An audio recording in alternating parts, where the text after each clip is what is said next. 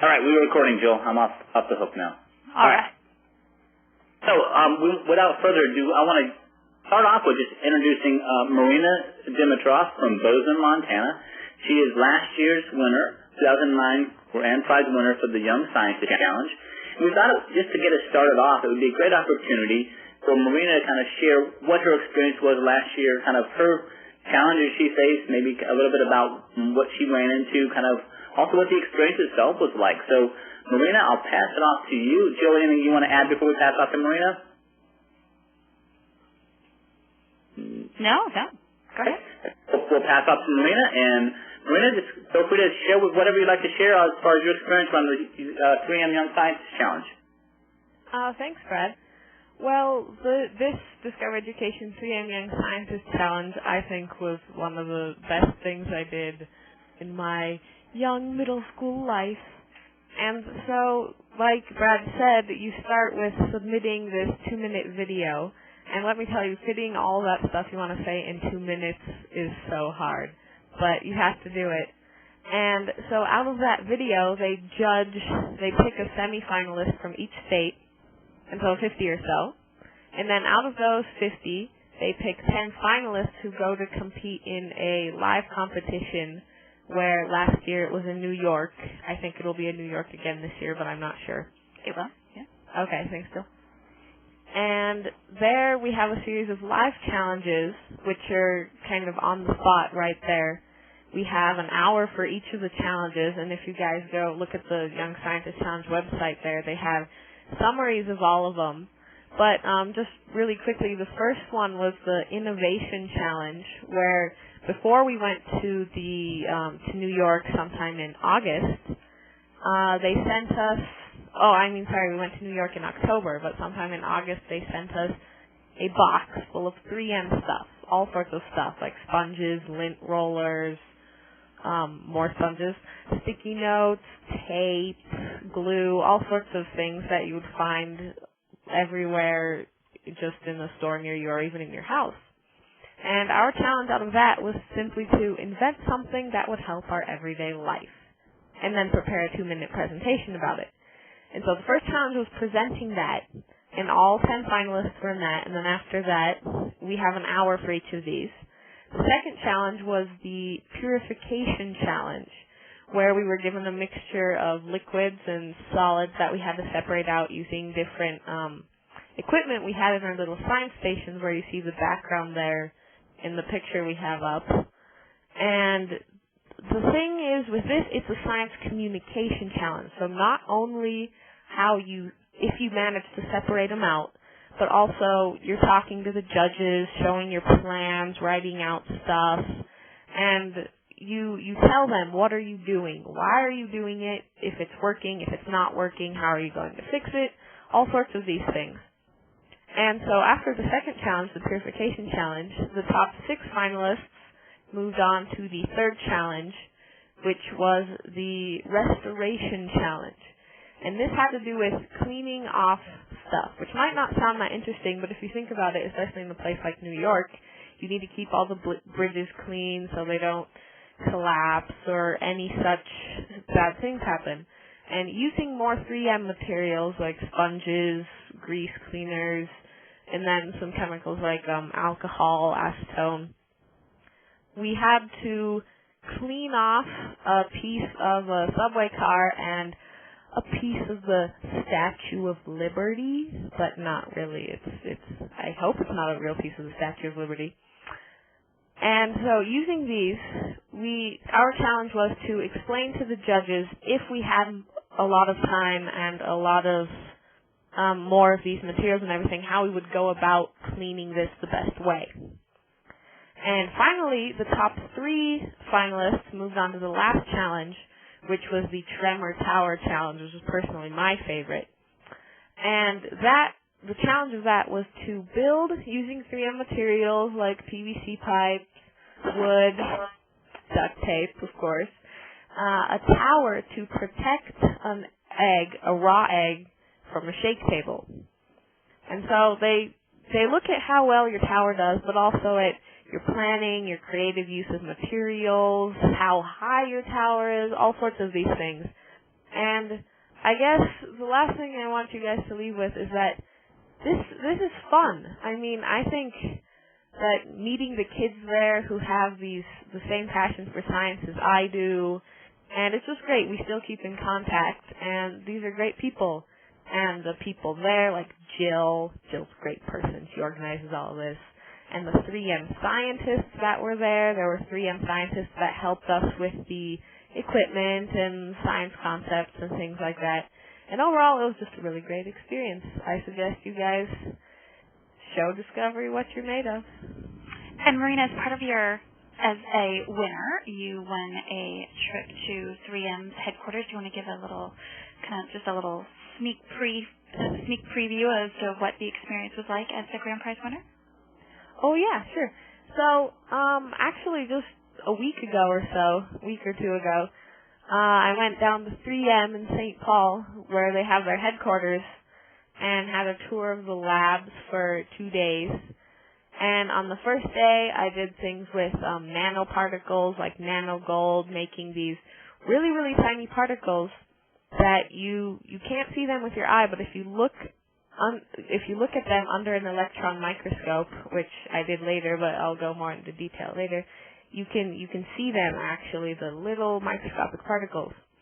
And after working with nanogold in the morning, I went to the bioluminescence and genetic testing, and that's the bio part of the labs where they make materials where it's easier to pipette things into them and things that make it easier in the medical field and the scientific field. And they had a robot there that pipetted stuff for you instead of you having to do it. So that was really interesting since I'm really into robotics as well. And I had lunch in between those with some of the 3M scientists and got to talk to them about their careers, what their schooling was like, and it was a really insightful experience.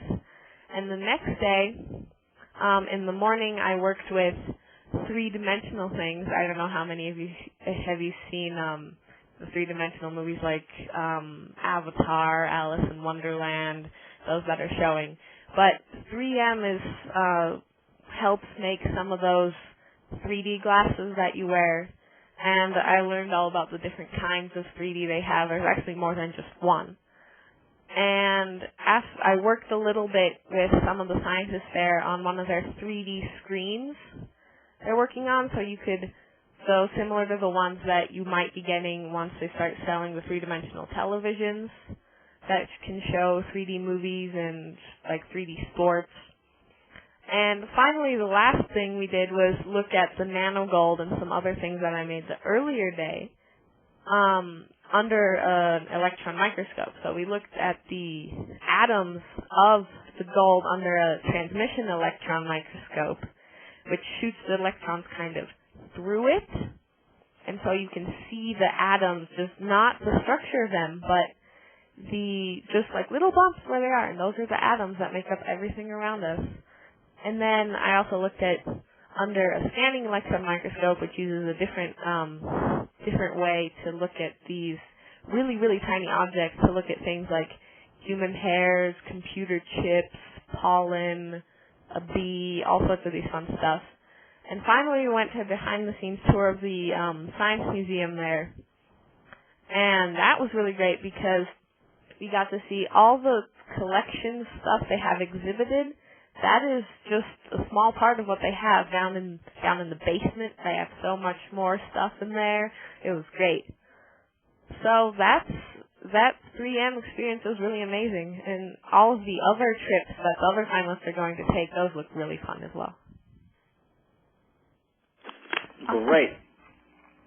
Thanks, Marina. We really appreciate you being online. And if it's all right, I'm going to let people. I think you were going to stay on for the whole session. Is that right? Yep.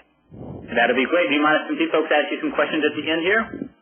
Sure, no problem. Great. So we'll pull those up.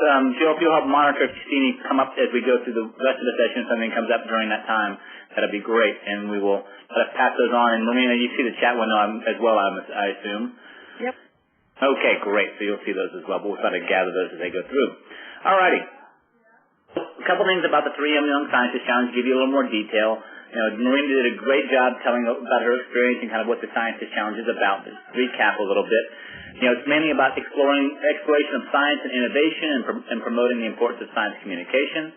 It's grades 5 through 8 of the students who can participate in it. The top prize is a $50,000 U.S. savings bond plus once-in-a-lifetime trips, as Marina was talking about. The cool thing, I don't know, I was trying to catch up on some chat windows there, and I don't know if Marina mentioned, but the part she went into with 3M, her parents weren't even allowed to go into 3M, to that section. It's a very exclusive group of folks who can actually see some of the things going on within 3M, which is really neat. To submit, you submit a 1 to 2, or you enter submitting a 1 to 2 minute video on selected topics around the science of everyday life, and the deadline is May 27th, 2010. And someone said in there, I saw that it seems very hard. It's not too hard as long as you get your science right. So, video entries. What are the key components of it? They must demonstrate the student's understanding of the specific scientific concept. They do not need to be produced. You can even put them on a cell phone camera. It'll work fine if you want to do them that basic. The main thing they're looking at is, are you able to convey the message and express yourself within the time limit? It is 2 minutes, not 2 minutes and 1 second. Not 1 minute and 59. It is 2 minutes. Do not go over that 2-minute mark, though. Videos may be recorded on digital cell phones or digital cameras. It does not matter. And again, some more things about the grand prize winner. The top 10 finalists all got $1,000 plus an all-expense-paid trip to New York City that Marina was talking about. And even state semi-finalists win things as well. So it's a great opportunity to kind of showcase what you know about science and just share your love of science out there. So, getting started. A question came up about young scientists above 8th grade. Currently, it is only for 5 to 8. So, all right. So we're going to get started. And to get started, hopefully first thing you're going to do is choose which topic you're going to work on. And I'll show you on the website here in a little bit where the topic is, where you can find all your topics that are the focus of this year. But once you've chosen your topic, you need to start thinking about, okay, how am I going to shoot my 1 to 2 minute video? And that's where our first little lesson comes in for this session, series of webinars we're going to do. This one's going to deal with storyboarding. Now, storyboarding may seem like it's a real basic thing. Well, I know what I want to do. But you can never underestimate the importance of laying down the framework for what you want to talk about and the way you want to talk about it. As Marina pointed out when she was telling about her experience, there is so much you're going to want to tell about what you know about the science you're covering. Trying to limit it into those 2 minutes is going to be really, really critical and really difficult. So the biggest part you need to figure out is, what are the parts that I have to convey? What are the messages I have to convey? What parts can be left? What things are parts that aren't even needed? And how can I edit this down so it's going to fit that 2-minute window? And that's where storyboarding comes in and can kind of help you lay the framework. And again, I've got Joe Brennan in the room, and I hope Joe will add in as I go through talking about storyboarding and how it can help you out and benefit you. So we're going to go through the what, why, when, and how of storyboarding as we go through today. So we'll hopefully get some basic information for you. I will upload this presentation for teachers. If you want to download this and share it with other students, feel free to. I'll put the link down as well as the entire video recording will be available as well on the 3M website. So storyboarding, it can be as simple or as basic as you want it to be. If you look at films and major production videos that have been done, they use very elaborate storyboarding features. You look at comic strip creators, those folks, they use very elaborate pieces of storyboarding. But you can also take very basic information, paper and pencil with simple boxes in it, and I'll show you where you can find some of these resources for free for your students to utilize. So what? What is a storyboard? A storyboard is a graphic visualization of a shot sequence. So I want a picture of this, I want a picture of that, I want a picture of that, and I want to be telling this about whatever I'm talking about. Whatever the shot is, this is what I'm going to be telling it. This is the next shot I'm doing. This is the message I'm conveying. This is the next shot I'm shooting. And this is the message I'm conveying in that shot. And it's also the time. This individual scene is going to take 10 seconds. This next scene is going to take 15 seconds. And you know the window right now. You've got 2 minutes to work with. So when you're laying your storyboard out, you've got to figure out, okay, here's my time. Here's how it's going to look. And figure out exactly how I'm going to convey all the information. So you're going to probably lay out all the information you need to convey and then fit it into your boxes of time that you have allotted and figure out which you want to shoot when. All right, each panel of a storyboard depicts a scene. So each square that you're going to have represented will do a specific scene, whether it's your physical environment, your set, what's going to be behind you, what's representing. I remember somebody, I wasn't marinas, I watched marinas as well, but someone was doing with how to cool his house. And he wanted to make sure he got the message that he lived in a stucco house. So he had the stucco wall behind him. That's his scene, that's his set. What's behind him is a stucco wall so that he knows and everyone else knows what he's referring to. It gives him his background, his information there. And who's going to be in that? Is it just you? More than likely that's who you're going to have, unless you're dealing with a different type of science. But you want to make sure you convey more of a message along those areas where you're going to have more than one person in there. So the drawings can be a simple schematic. They don't need to be fancy. They can be stick figures. They don't have to be any more detailed than what you need in your message so you know what scene is being shot for that area. You often need to make sure you know, okay, how do I want this scene to look? Do I want people just looking straight at me in my face, or do I want people kind of looking over my shoulder? Joe Brennan's got a great session he does on digital storytelling where he talks about the point of view. Joe, you want to take a minute just to add in a little bit about point of view and the importance of point of view? Well, I think what's important is kind of changing up the picture so you don't end up with a complete talking head. So point of view, I'd even throw close-ups into that. What does it look like as the liquid is going into a beaker or something? What does it look like from the beaker's point of view? So think about different angles and look at the small things that you're trying to get across. You don't. Not everything has to be this wide shot where you see the guy standing at the wall. What's his finger pointing to? Zoom into that. So those are my 2 cents to that, Brad. Thanks, Joe. And so exactly, as Joe pointed out, don't always try to feel like you have to be in the shot. Get this. So if you're pointing out a specific area or a specific part of interest, something going into a beaker or a chemical reaction, zoom in and show that chemical reaction, whatever it happens to be that you're trying to convey. Use the arrows to kind of indicate object or camera in motion. So if you're going to have something panning across, which way is that going to go?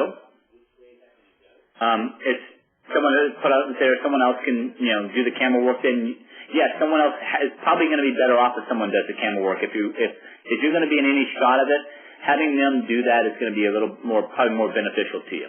Marina, did you shoot your own video, or did your parents help shoot the video as far as holding the camera?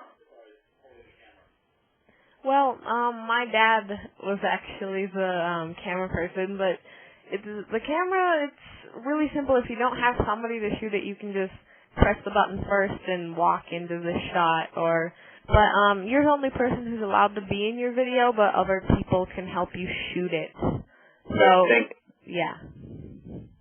All right, I'm glad you clarified that. So only you can be, only ones can be in the video. So just yourself. You don't have to be in the video. Convey the message by zooming in. Again, talking about camera shot size. To zoom in, do you want to zoom out? What part are you going to focus in on that shot when you're laying out your storyboard? Put your images, your transitions, your effects, any audio that you want to have in the background, and it's going to help you convey your message so that you know everything about that scene when you're laying things up. If you look at this storyboard that's on the screen now, you've got your video. It's talking about, is it close up? Your audio, what's being conveyed? What's your message you're saying? And then the next one, what's your video?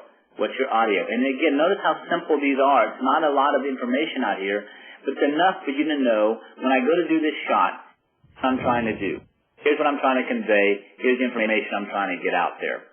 So we've got all that information, easy, accessible, and so that I'm staying on time. As Marina pointed out, and I cannot overemphasize this, 2 minutes, you may think, good God, I'm going to try to create 2 minutes of video. It's going to take forever.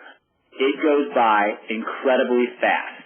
And when you're talking about an area that you're interested in or that you're excited about, those 2 minutes will pass before anybody has anything said that they want to say if you don't lay it out. You're going to be just talking and going on without conveying any of the parts that you need to convey, and your 2 minutes are going to be gone. And Jill added in there about the part of I was checking the chat window for a second about you're the only one can be in the video. Now here's another example of a storyboard. In this storyboard, no written text about what's happening, but it's kind of showing the scene is being shot. It's happening. I always recommend, especially when I'm first doing this, adding the text so I know what type of angle am I looking at with my shot, what type of point of view am I looking from, what information is being conveyed. The more information, as opposed to just pictures, I think it's going to be more beneficial to you to utilize. So the why of storyboarding. Kind of got the what, and I'll show you where you can find some of the resources to do this, but the why. Why do we need to take the time to storyboard? It's going to let you visualize and refine your ideas. It's going to serve you the ability to communicate ideas to the groups who are trying to shoot the picture. So as Marina pointed out, her dad worked the camera while she was in the video. Well, if they've got that same storyboard that you have, they know when you say, I need you to zoom in on this, they know exactly what you're talking about. They've got the same information you have so that you have the information. You know, have them get a sense of what's happening, have all the information laid out, and you don't forget the parts that you want to lay out or talk about as you're going through things. And then you got to think about it is any type of video or any type of medium that you're trying to present information about without a storyboard, kind of like putting your cart without a horse. It's not going to go anywhere. It's going to look real pretty there, but it's not going to get you anywhere you want to go or doing the things that you want to have done. It's an element to capture and refine ideas, not to create them. Again, this is not where you're creating all your information. It's where you're going to sit down and lay out your framework. When you're shooting that video, you may decide, you know what, I thought I should zoom in there, but I shouldn't zoom in. So you're going to be able to adjust and make adjustments as you go through it. It's not written in stone. Be flexible with your storyboard. So the when of storyboarding. You know, some basic background. It was developed back in the 1930s, and it's been used ever since, and used very successfully for all levels of production, whether it's just a 2-minute video all the way up to major motion pictures. It became popular in the 40s. So background. Now the how. Now the how is the key part. You can do it with just paper and pencil, or you can go high-tech with digital storyboarding. Paper and pencil, you've got templates all over the internet, and I'll share some of the resources here shortly on where you can download some of these. But paper and pencil can be as detailed per scene as you want, or short little sections as you want, or basic outlines. Whatever system or design method you think works for you. Each person's a little different. So find a template that works for you or for your students. Help them organize their thoughts and their processes so that they know kind of how to lay this out. It can be simple. Again, basic information, your picture, and a description of what's happening or what the shot is. Or it can be very detailed. As far as your transition in, your video, audio recording, added audio, all that stuff, that you're probably not going to have time to do in your short 2-minute video. Now, you don't need anything fancy to do this. To do this, you can use something as simple as, again, your digital camera, your cell phone camera, and shoot your 2-minute video in one section. Now, Jill, remind me, can these be edited? Yes, they can. Okay, so they can be edited. So you feel free to shoot sections you want. If you don't need to go out and buy any fancy video editing programs. If you're on a PC, you have a free program called Movie Maker, which will let you do the video editing for you quickly and easily. If you're on a Mac, you have a program for free called iMovie. So both of them work very easily and very successfully. I'm going to type in the chat window. There's a website called Atomic Learning, which is where you can find a free tutorial on how to use Movie Maker. In case you've never used it before and you want a little experience with that, Movie Maker is a great tool to use. It's free. You already have it. And then if you want to learn how to use it, the Movie Maker tutorial walks you step by step through it. All right? Now, for storyboarding, you've got paper and pencil. If you want to go fancy, you want to get more specific and use your computer to help create your storyboard, there's a free program called Storyboard Pro and Storyboard Quick. They are both available for free from atomiclearning.com. I'll put that in the chat window again.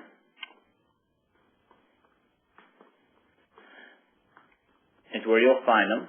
And I have links onto the presentation on how to get to them.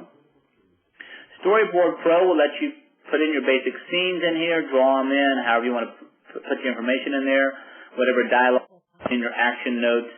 Any specific information you want to have in there, you can have it all organized on your computer for you instead of having to do the drawn out one.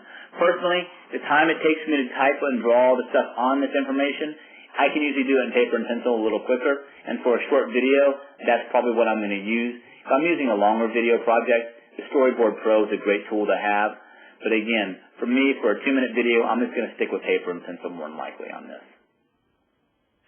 Some resources for you. And we've kind of moved through things pretty quickly. I want to make sure we left some time for questions and answers as we go through this. Some great articles. These websites will be available.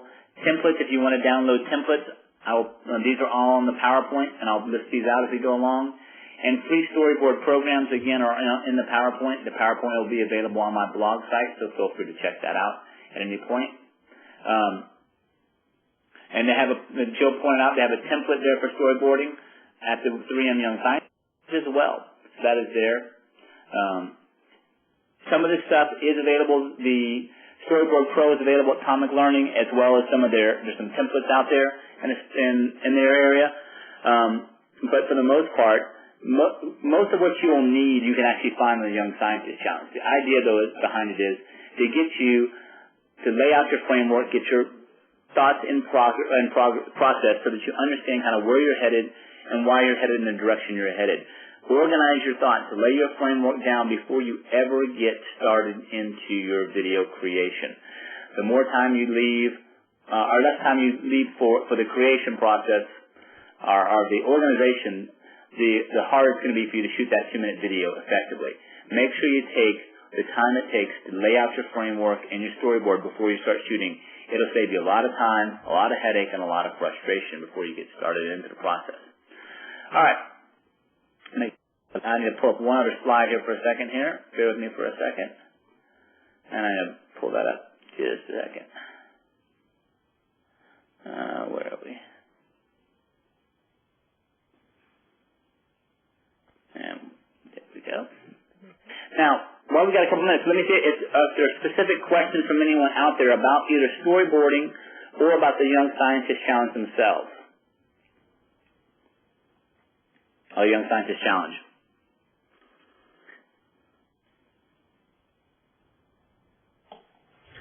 Point out a couple things on here. Let me go to another slide here. I'm going to make sure I pull up our topics. Oops. Hang on, what am I doing? The topics for this year for the 3M Young Scientist Challenge, so our video entry topics you should see on your screen now. Preventing the spread of germs or disease, food safety, sun protection, or wind-resistant structures. So in order to submit your video, it has to be on one of these 4 topics.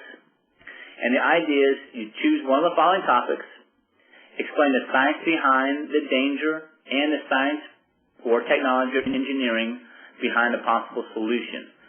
So you choose one of the topics and you want to create your video around one of those topics areas. Preventing the spread of disease or germs, food safety, sun protection, or wind-resistant structures. So again, you have to explain the danger and then the science, technology, engineering, and or math behind the solution for that topic. All the present videos have to be completed and submitted by May 27th, 2010. Make sure that information is there for you and have that handy. And make sure it's in on time. It has to be a 2-minute video. Let me go back a couple slides here. Has to be 1 to 2 minutes. Has to be on one of those topics. Do not go over the 2 minutes. Joe, any other things to add in about storyboarding real quickly before we pass off the questions for Marina or any other questions about the Young Scientist Challenge? Nothing else on storyboarding. I know that we've found that many of our competitors who have gone on to be the top 10 finalists have used storyboarding, so we know it's a successful technique for getting to the top 10. Good deal. Joe, anything to add? This goes hand in hand with the writing process. So just because you do a storyboard doesn't mean you haven't done a script. And you don't have to write out word for word what you're going to say, but you need to at least make an outline of what you're going to say, and the storyboard visualizes what you're saying. Beautiful. All righty. Questions for Marina? Any questions for Marina about her experience as either the champion grand champion from last year, grand prize winner, I guess, for the 3M Young Scientist Challenge. Feel free to put those in the chat window. And I'll put the link post. Joe, will you put a post for the Young Scientist where we'll find?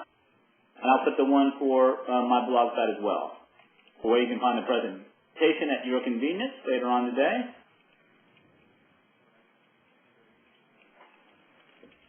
So, question came in. If you're, Joe pointed on there. I'll re-emphasize that. If your video is over the time limit, you will not be eligible. So make sure you do not go over the limit. If you go over the time limit, do they even look at the video, Jill, or they just disqualify? It's automatically disqualified. Okay, automatically disqualified, or even if it's a great video. So that 2-minute time limit is very important. And 2 minutes and 1 second is over the time limit. Can a group of students submit a video? No, it's an individual student, correct, Jill? Yes. So each of you can do one. Yes. Great question so far. Any others out there? And don't forget we have Marina on board if you want to ask Marina anything about her experiences. Yeah, not just about how to make the videos, but also the experience of actually going there to the live competition, and maybe just about what I did in my video, or anything you guys want to ask. I'm all for it. Now, I'll ask you one, Marina. How'd your parents handle you getting to go someplace they couldn't go? Oh, in 3M? Well, my dad he's a professor here at Montana State University, so he's really into the scientific stuff, and he tried to he asked Jill if he could go, and Jill was like, oh, I'm sorry, but no. And so I just tell him all the stuff, but he was kind of disappointed. My mom's more of a musician person, so she had fun going around the music museums and playing on pianos. Okay. Here's a question for Marina that just came on the chat window. Were you good with technology before the competition began, as far as video shooting and things like that? Well, I actually submitted a video the year before also when the theme was space and where NASA was a sponsor. At that time I only got to the semi-finalist level, which, considering this is Montana. But, in that summer I took there's a program here, it's called Montana Outdoor Science School. They had a nature video camp that I took over the summer, so that was really helpful in refining my video and making it a lot better than last year's. Okay. Another question is probably a good one for you, Marina. What do you think the best technique or approach to this project is, in your opinion? It's always better to have stuff to cut out rather than having to add more stuff in. And boy, did I have stuff to cut out. Okay, so when your first video is finished, having it shot a little long and then edit out, you think? Yeah, so always have extra things, because sometimes you might decide, oh, this is a good thing, I can replace it, instead of having to think up new things to have to include to make it a bit longer. And Marina, didn't you feel that the timing and scheduling and of creating your video was important too? Not leaving it all to the last minute. Did that help you in creating your video? Oh yeah, because especially in this case where you have to describe the problem, and then you also have to describe your solution. And I said, okay, I'm going to set 15 or 20 seconds for an introduction on the basic science, and then maybe another 20 or 30 for the problem, and then another amount of time for the solution. But it's really good to have it organized beforehand, so you know how much time you have to work with all the information you have. A couple in here. Let's see, Jill, you probably know this one better than I will. Did someone ask about only the entrance allowed to be in the video?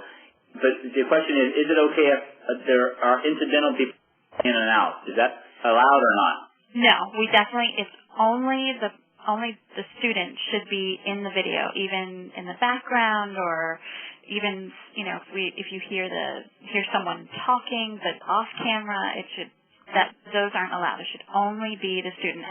But like, we talked about before, it's okay if someone's doing the behind the camera work. That's fine. But and a lot of it's just, we only want to see the participating student and hear from them in their video. Okay. The question someone asked about is, there's not individual competitions for this in each state. It's still just a national competition, and then they narrow down the state finalists. Correct, Jill? Correct. So so it's all based on who else competes in your state. So you hope that you're the best within all the entries we get out of everyone else in your state, because then you'll be selected as the state semifinalist and you win a prize, win $250, and then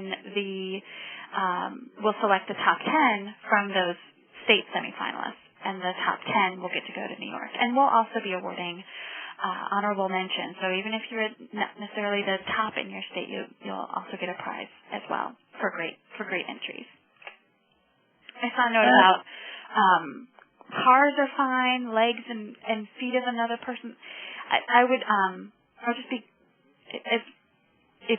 if we go to the letter of the law on the rules, only you can appear. So you could shoot your own feet and you could shoot but certainly, if we saw a video with feet, we probably wouldn't necessarily know if they were yours or not. But be aware that those are the rules, and if it's unclear or if we think there are other people in the video, then that would be reason for disqualification. And someone had a question about, I'm not sure if all completely Scott had asked about, is it better to put your writing in your video? I think it really depends on whether or not, or what you're trying to convey, and if you need writing to convey that information or not, Scott. It's mostly about the science and what you are going to be doing the idea behind. Let me pull that slide again just a second, so you have it. It's explain the science behind the danger of one of these topics, and then the science, technology, engineering, and/or math behind a possible solution for that same topic. So it really depends on what you're trying to convey and how you want to convey it. If you think writing is a good way to do it, that's really for you to decide. It's if not, then again, that's for yours. How many years has this contest been held, Jill? This is our 12th year for the competition. Great. And yes, each state just gets one semifinalist, and that is always the way it's been for that. That question came up. And Marina, someone asked something about, did you attend a camp between the 2 years that you entered? That you mentioned? Or? Yeah, that was that nature video camp I was talking about. No, that's not sponsored by Discovery. It's just a local kind of outdoor science group that's also sometimes does stuff at the local museum. But there might be something like that in your area, and because it's a local thing, so you might have not necessarily a nature video class, but just video seminar techniques. You can find it. It should be there.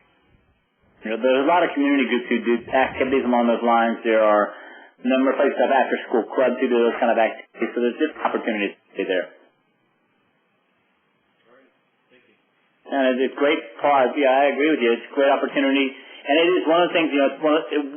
For some reason, a lot of people don't hear about it, but for a few years, start hearing about it. And I think from the vast majority of science teachers, it's still something that not a lot of them know that this opportunity is available for their 5th through 8th grade students. And it's a small window of students. It's a 3-year range there. Any other questions out there from Marina or Jill or myself or Joe regarding the process or storyboarding? If you have, more general questions about the Young Scientist Challenge, there's more information on the website. I'll put it in the chat window. But the deadline is May 27th, and you can see examples of previous finalist videos. There are links to some other helpful resources on the site. We'll be posting archives of these webinars if you want to go back to review these or share these with others. For any teachers participating, there's a place where you can nominate any worthy student. So if you want to print a nominate a student and generate an email for them to let them know that they've been nominated and get a nice certificate to encourage their participation. Also, great resources online. Yes, and it's a great website all around. You'll have some great interactives as well to work with to come from Discovery Education. A couple questions came up.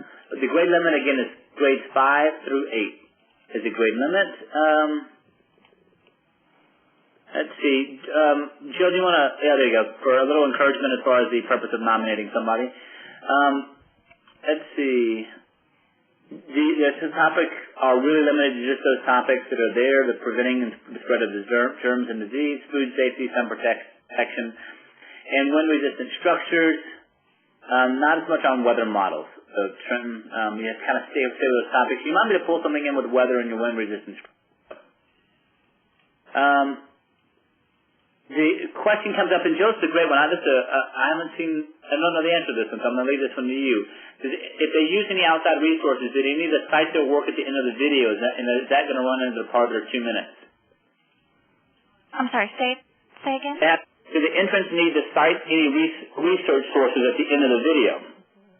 No, but all of the work should be original. So if you're, say for example, if you wanted to create a presentation, you don't want to steal anyone's work. So it should be all your own work that's included in the video. Is your solution to this problem, it's your design and your idea behind it, but if you're trying to cite your resources, as far as I researched this and I researched that, for this video purposes, that is not needed as far as getting behind it. So, and so if you do the research, you can mention that, where you learned of the information about one of the possible solutions that you're talking about, but you do not need to cite, we don't need citations in the video. And Joe, you said next question that came up about the website bypassing judging rounds. I don't know anything about that.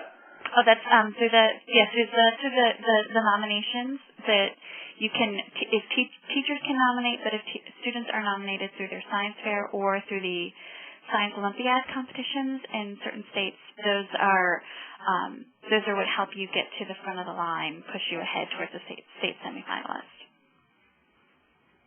So it's either it's nominated by the science fair then. Is that the way it works?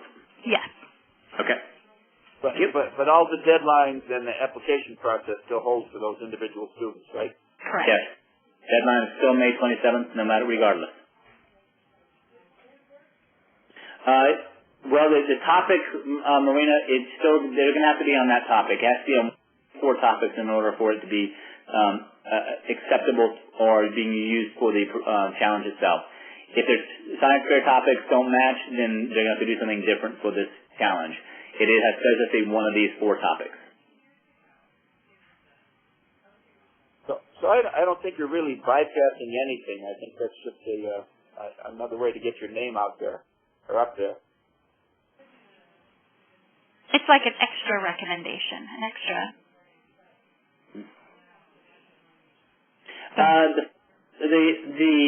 As far as some question came in, and Julie's sending everything privately, that's fine. It is up to upload your finished product.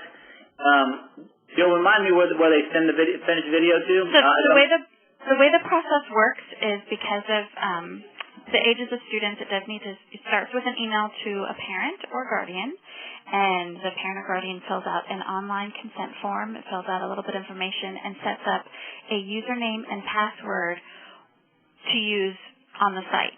And then once that account is set up with a username and password, then students can log in with that username and password, and that's where they get the opportunity to fill out a little information about themselves and upload their video. And if you upload your video once and you decide, I'd really like to change something, you can go back and upload again and change your video. So it'll always take the most recent video that you've uploaded up until the deadline on May 27th. And the file formats are MOV, different file formats it'll take? MOV, AVI, MPG, I believe they are all listed on the website, but it's a pretty broad list that we can take. Yeah. But the file size does need to be under 100 meg. And there's ways to compress that video down if it comes out a little large, but you mainly with quality of the video that you can clean that up. I wouldn't shoot it in HD. And like we said, we're not looking for highly produced. It's more about the content and seeing that you know your science and are enthusiastic in talking about it. And it's a great opportunity to point out when you're creating your video, don't spend your time with this, with a flashy intro and a flashy close, because that's eating time. You want your time to be spent on the science, not on the flash and on the special effects or anything along those lines. Mainly on the science is what you want to spend your time on. You want to convey as much as possible. Other questions that might be there? If not, we will look to start closing down the room here. I greatly appreciate Marina being on board with us today. We really appreciate having you there. Thanks for inviting me. It's been a great time. And I hope everything goes well for you. I hope you have and are you doing some more stuff with 3M this summer, or do you know? Not that I know of. That prize visit was the main thing, but it was during spring break, but it was really great. Oh, good. Good. And are you looking at other competitions, or you have other things in your future as you're heading into high school? Discover Education, I know, sponsors another science competition thing. It's the Siemens We Can Change the World Challenge. And so that just opened. It used to be only elementary and middle school levels, but now they just opened a new high school level, so I'm looking at entering that. Well, good.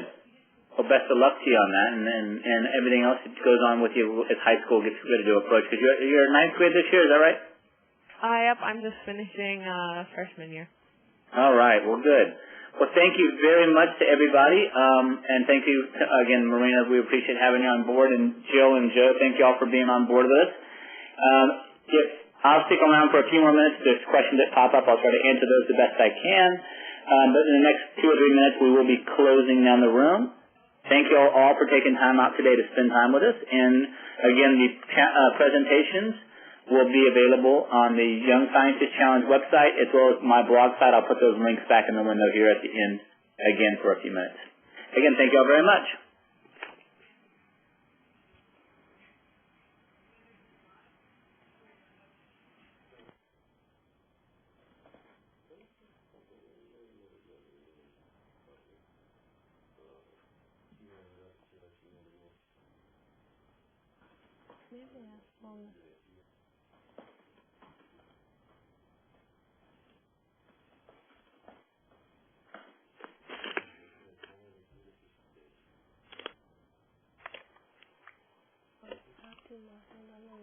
Alrighty, I'm going to go ahead and start closing the room. If you haven't left yourself, it will just automatically boot you out.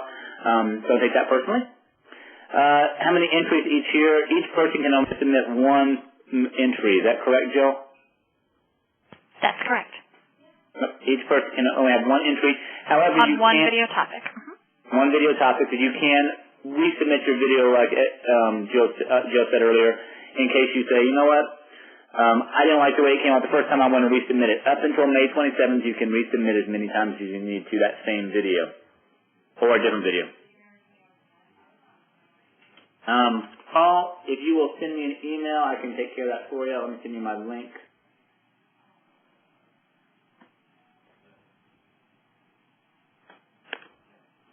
Evelyn's question, we've had hundreds of entries every year. We get more and more. We have about, last year we had more than 500 videos submitted total.